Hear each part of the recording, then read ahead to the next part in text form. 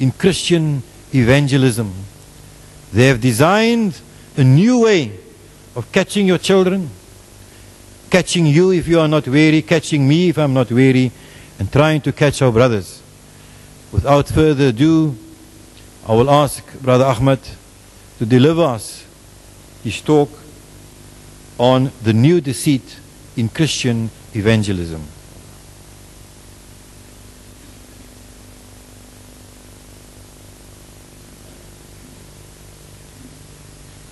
قال الله تعالى في شان حبيبه إن الله وملائكته يصلون على النبي يا أيها الذين آمنوا صلوا عليه وسلموا تسليما اللهم صل على سيدنا محمد وعلى آله وسلم.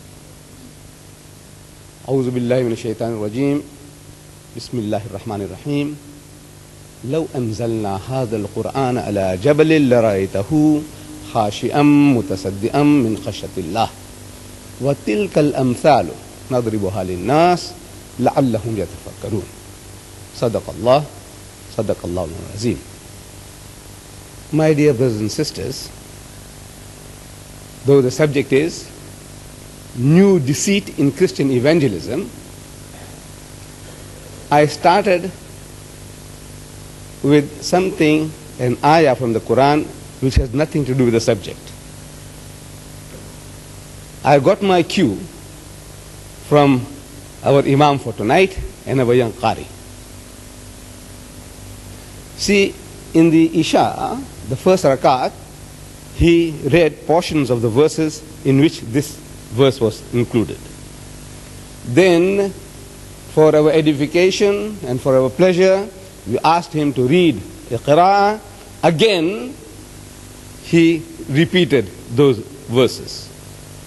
Now, these verses reminded me about Qari Abdul Samad Abdul Basit. I think you all know the man. He was here many years ago on a Qiraat tour, and we flocked in our thousands. He also came to Durban, and in the city hall of Durban, packed out, he was reading so many sections of the Quran, and among them was included this portion that our young Qari read this evening. The next day, a doctor friend of mine who was responsible for the Arabic Studies Circle in Durban, Dr. Dawood Mal, he meets me in the street and he questions me. Said, were you there at the city hall yesterday? I said, yes. He's asking me, did you cry? Did you cry? I said, yes, for two reasons. He's asking, what are those two reasons? So I said, you see, I don't know Arabic. I don't know Arabic as a language. But I do know some extracts from the Quran, some verses whose meaning I seem to understand, because I have been paying attention to those verses and their meaning. So I know what the person is talking about. So I said, you see, Qari Abdul Samad Abdul Basit, in the Qiraat that he read these words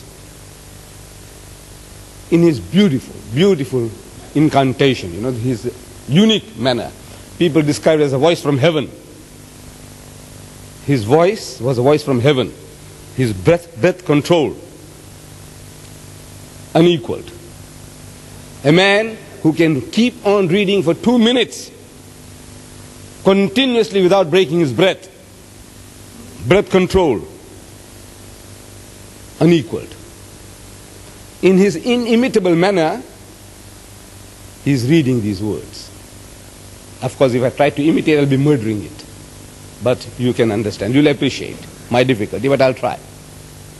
He's reading, لَوْ أَنزَلْنَا هَذَا الْقُرْآنَ عَلَى, his usual day. عَلَى جَبَلٍ لَرَأَيْتَهُ خَاشِعًا مُتَصَدِّعًا مِنْ خَشْيَةِ اللَّهِ. When he's reading that, when we understand the meaning, he's saying that if this Quran had been sent down, Allah is saying, upon the mountains would have shed shattered and shaken and broken to pieces. In his beautiful manner, he is reading that, and I seem to understand what he's saying. And then he changes his tone. Speaking tone. He said, وَتِلْكَ الْأَمْثَالُ نَضْرِبُهَا لِلنَّاسِ لَعَلَّهُمْ يَتَفَكَّرُونَ. As if he's speaking. He spoke it. Our Qari also, he changed. I was paying attention. He also changed his tone. But maybe we didn't catch the joke. Because if he started on a talking tone, you'll think something has gone wrong with him. So he still had a little more sonorous manner of delivering the warning. That we are telling you this, Allah said, that you may imbibe some lessons from this, that you may think. Again he starts, لَوْ أَنزَلْنَا, in his usual 2 minutes. لو أنزلنا هذا القرآن على جبل لرأيته خاشعا متصدعا من خشية الله. 1 breath, 2 minutes. Then he says, وتلك الأمثال نضربها للناس لعلهم يتفكرون. So we are telling you this, that you may think. Now his beautiful sonorous voice, the manner in which he recites makes you to cry involuntarily. Without you understanding the meaning, you and I have been crying without understanding the meaning. The music of his eloquence, the manner in which he reads it, that itself it moves people to tears, even without understanding. If you understand, it's all the more reason why tears should flow down our eyes, our cheeks. And then he's telling, he says, look, we are telling you this. Allah is telling, we are telling you this, that you may think. I says, you know, I know that 99% of my brethren there, nobody understood what was going on. There are 2 reasons for crying. Number 1 reason was the sound, the music, the rhythm, the style of his recitation makes you to cry. 1 reason. Second reason, the man is telling you, Allah is telling you through him, that look, we are telling you this, that you may think. And nobody catches the joke. This is a sad part of our Muslims all over the world. In the non-Arab world, all of us, we bacha the Quran, we recite the Quran beautifully, alhamdulillah. Most especially my Malay brethren, they read beautifully. They are nearest to Basit, they are nearest to the Arab recitation. But the bulk of us, whether Malay or Indian Muslim, or Muslims in Turkey, wherever, they don't seem to understand the message. This is, I had to share it with you, because for some reason, the Qari,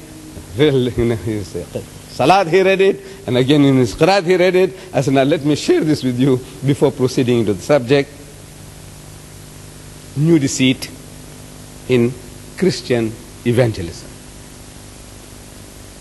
Bismillahir Rahmanir Rahim. وَلَن تَرْضَى أَنْكَ الْيَهُودُ وَلَن نَصَارَى حَتَّى تَتَّبِعَ مِلَّتَهُمْ. Allah Bari Ta'ala gives us an eternal reminder about the relationship that would exist, that was existing and would exist between us, the Muslims, and the Jews and the Christians. That, O Muslims, the Jews and the Christians will never be satisfied with you. Wallan. Lan in Arabic is a double negative. No, never, most certainly not.